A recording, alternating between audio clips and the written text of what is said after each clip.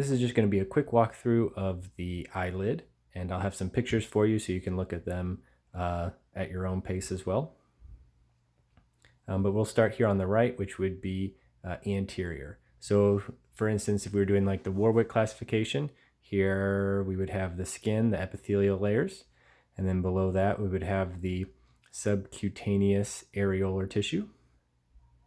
And here, this section there with the pointer would be the striated muscle, the orbicularis oculi.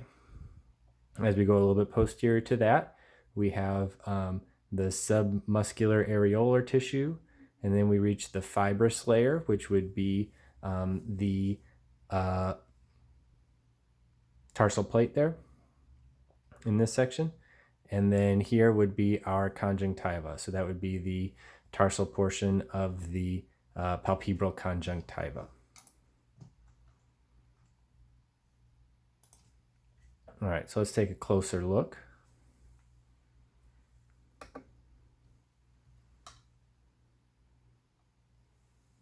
Okay, so here we would have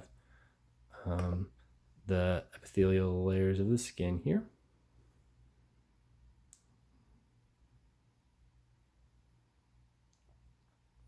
And then the subcutaneous areolar tissue would be here. As we continue to move posterior, here we get into the striated muscle fibers of the orbicularis oculi. Another layer of connective tissue. Now here we have, this is actually my Meibomian gland, which would be within the tarsal plate. So you can see there, that's the Meibomian gland still. And as we move, let's see if I can get, like here would be like the tarsal plate, and here, now we're on the posterior surface of the eyelid, that would be the tarsal portion of the palpebral conjunctiva. Mag down for a second. Okay, so as we follow the epithelium of the skin around, we would see here, this right there is one of the follicles of the cilia. And here you can see these glands, they open up into kind of the midsection of that follicle. So this would be a gland of Zeiss.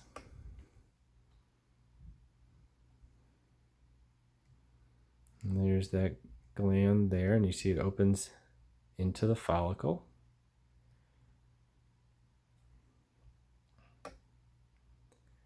And then this up here, this more open section with this open lumen is probably a gland of Mole.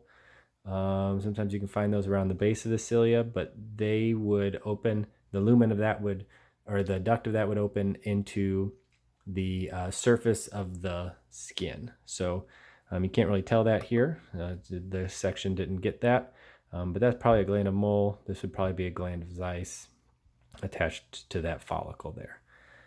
So let's follow the epithelium around. So we have the epithelium of the skin.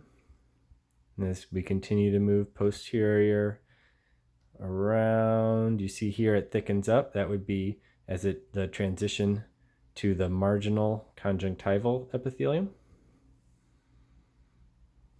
Let's see if I can get, there we go. That should be in focus there.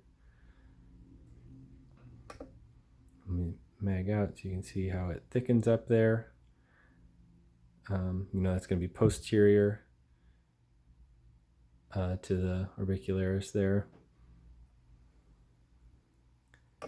And then as we move past the marginal conjunctiva, you see that the epithelium actually thins down again, not quite as many cell layers as we move into the tarsal portion. All right, so we're going to pause this here, and I'm going to switch slides to give you, well, let me take one more, let me give you a little bit better view here of the Meibomian gland and the tarsal plate here. So the tarsal plate continues up there. Eventually it's hard to see exactly where, but the orbital septum will attach to that.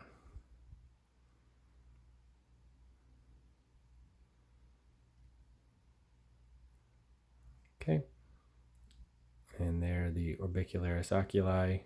We'll continue on. And okay, so I'm going to pause and switch slides. So this slide, the first one was just the eyelid. Here we have kind of the eye in total. So we look at the lid here. Here, this section, you can see the orbicularis oculi, and it'll continue up all the way there as we move out of the palpebral portion into the orbital portion of it. But here you can see the orbicularis there. And if we look a little closer here, we have a nice bright purple meibomian gland, and you see the little muscle fibers, the little striated muscle fibers there, the orbicularis oculi. That's part of that muscle of Riolan that helps with the expulsion of the meibum from the meibomian gland. You can see that in the other slide as well. I forgot to point that out though. But here we have our meibomian gland, and you can see how at that marginal conjunctiva, as we transition from the epithelium of the skin, we get this real thick region there, and then it goes kind of thin as we move into the tarsal portion of the palpebral conjunctiva. And you can see here, I mean, this, it's we get contact here between the corneal epithelium and the conjunctival epithelium. Wait, am I in the right spot? Yeah. So this is kind of what it looks like when you blink. So these, remember the conjunctiva helps reduce adhesions to the corneal epithelium there. And you see all these goblet cells. Here, all these clear goblet cells in the conjunctiva here.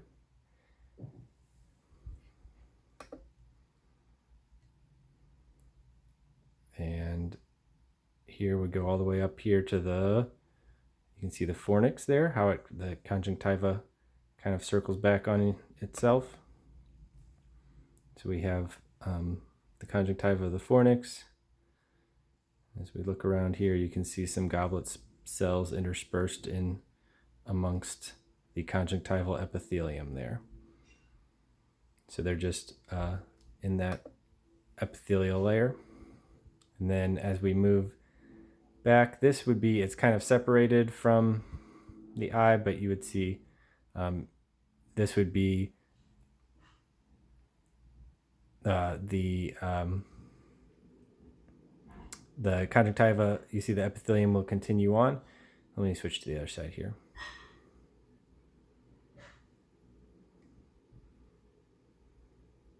We'll follow that conjunctiva around. Here again we have fornix. So this would be your bulbar conjunctiva, the conjunctiva that kind of covers the Tenon's capsule and episclera. And as we move towards the limbus, you see that the conjunctival epithelium and the corneal epithelium are continuous. So here we have the conjunctival epithelium. Sorry if I'm making you motion sick. It's a little finicky. And then right at the limbus, you'll see those conjunctival layers start to increase. And then as we move into the corneal epithelium, we get down to the 5 to 7 layers that are more typical for the cornea. So just a reminder that the corneal epithelium is continuous with the conjunctival epithelium, and it's going to be the thickest number of layers right there at that limbus as it transitions. And a reminder that the stroma of the cornea is continuous with the stroma of the sclera, but it's going to be much more irregular as you get into the sclera.